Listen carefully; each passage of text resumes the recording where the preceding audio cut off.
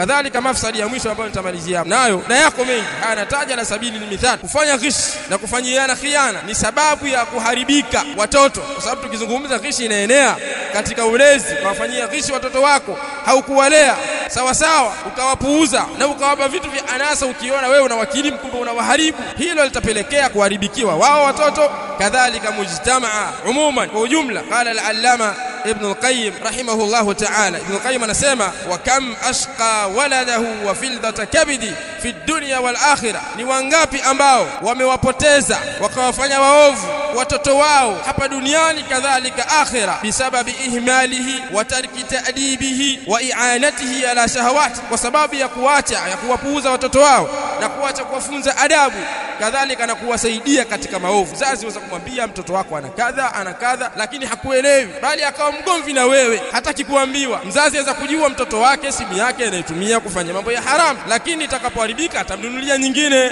Anaona itakuwaje sasa huyu ataishi bila simu? Wa yas'umu annahu yukrimuhu wa qad ahana, na anadai huyu mtu kwamba amemkirimu mtoto wake kwa kumpa hiki na kile, kwa kumsomesha mpaka akafika chuo kikuu, ana PhD lakini hajui kusoma Qur'an. Hiyo ni ghishi umemfanyia mtoto wako. Saufa tus'al, wangapi hao katika Uislamu? Lau utafanya sensa kwamba waislamu wangapi wenye PhD wanaweza kusoma Qur'an kama unzil, ni wangapi? Kama wewe si katika hao, alianza kufanya ghishi ni mzazi wako, basi na wewe tahadhari kuwafanyia ghishi wanao. Kwa hiyo akadai mtu huyu kwamba amemkirimu mtoto wake kwa hicho alichompa, lakini amemdhalilisha. Wa yas'umu annahu yarhamuhu wa qad dhalama, na anazania kwamba amemrehemu mtoto wake na kumuonea huruma, kumbe amemdhulumu. Fafatahu intifa'uhu biwalad, matokeo yake akapitwa mzazi huyu na kunufaika na mtoto wake. Wafawata alayhi hadhahu fi dunya wal akhir, na akamkosesha mwanae nafasi yake hapa duniani kadhalika akhir, kwa sababu yeye alimfanyia ghishi katika malezi yake. Qala wa idha atabarta alfasada fil aulad ra'aita ammatahu min qibal al-aba, anasema Ibn al-Qayyim, na utakapozingatia kule kuharibika kwa watoto utaona sababu kubwa imetoka kwa wazazi wao, wamefanya ghishi katika kuwalea. Kwa hivyo ndugu zangu Waislamu,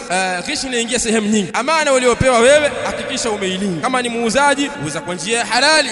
Ya bai'an bil ghishi anta mu'arradun li da'wati madhlumin ila sami'i ash-shakwa fakul min halalin wartadi an muharramin falasta ala naril jahim ghadan taqwa. Shairi anasema, ewe mwenye kuuza kwa udanganyifu na kuwadanganya watu, wewe unajipeleka katika kuombewa dua ya mtu aliyodhulumiwa, kwa sababu akijua ulimdhulumu atakuombea dua mbaya. Usifanye hivyo. Akasema jitahidi kula cha halali na hachana na mambo ya haramu, kwa sababu wewe kesho hauwezi kuwa na nguvu ya kupambana na moto wa Allah subhanahu wa ta'ala. Fakul min halalin wartadi an muharramin falasta ala naril jahim ghadan taqwa. نسأل الله تعالى أن يوفقنا وأن يرشدنا بما فيه الخير في الدنيا والآخرة.